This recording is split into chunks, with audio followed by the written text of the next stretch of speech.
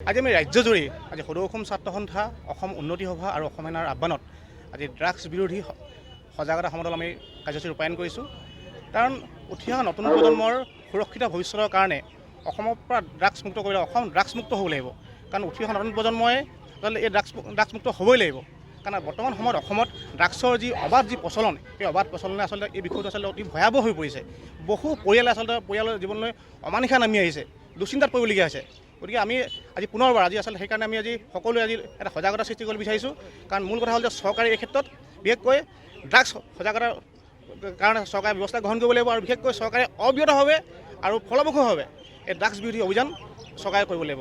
তাৰ লগে লগে যিসকল ড্ৰাগছ যোগানধাৰী, এই যোগানধাৰীসকলক দৃষ্টান্তমূলক শাস্তি প্ৰদান কৰিব লাগিব আৰু ড্ৰাগছ অহাৰ যি উৎস, এই উৎস বন্ধ কৰিব লাগিব। কিন্তু গতিকে আজি পুনৰবাৰ আমি এই সমদলৰ যোগেদি আমি সকলো পক্ষকে আমি এই ড্ৰাগছৰ ওপৰত আমি সজাগতা বৃদ্ধি কৰিবৰ কাৰণে আমি কাৰ্যসূচী ৰূপায়ণ কৰিছোঁ আৰু গতিকে আমি সকলো ৰাইজৰ আমি সহযোগিতা বিচাৰিছোঁ। এই সজাগতা সমদল ড্ৰাগছ বিৰোধী সজাগতা সমদল বাহিৰ কৰিছোঁ।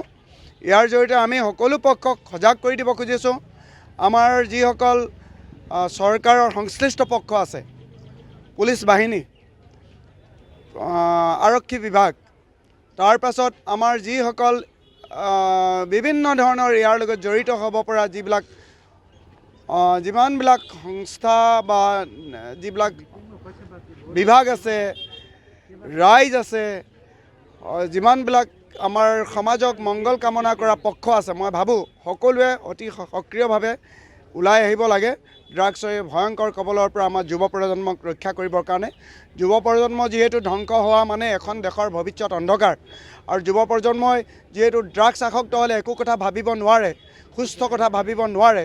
আমি দেখিছোঁ ফিলাডেলফিয়া নিচিনা চিটিবিলাকত অতি ওখ পাখ সুস্থ স্বাস্থ্যৱান মানুহবিলাকো এটা সময়ত স্বাস্থ্য বিকলাংগ হৈ গৈছে। তেওঁলোক এটা জাতি সম্পূৰ্ণৰূপে বিকলাংগ হ'বলৈ হ'লে ড্ৰাগছ নিচিনা ভয়ংকৰ বস্তুটো তাত যদি প্ৰচলন হৈ যায়, তাতকৈ একো নালাগে।